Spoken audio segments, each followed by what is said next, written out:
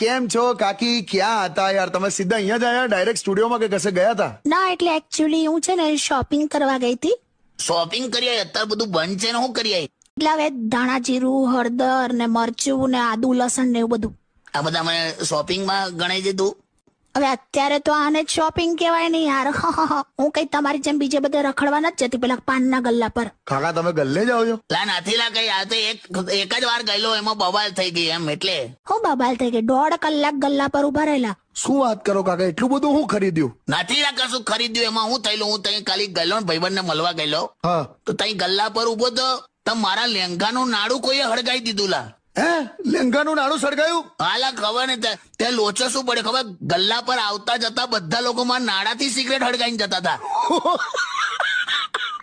મારા બોલ આવું કરે, નાડાથી સિગરેટ હળગાઈને જાય તો એવો ગુસ્સો આવેલો મને તો. બાકી કાકી તમે કહો યાર, તમે તો બહુ વખત. મારા વિડીયો સારા લાગે તો પ્લીઝ લાઇક શેર કોમેન્ટ જરૂર કરજો.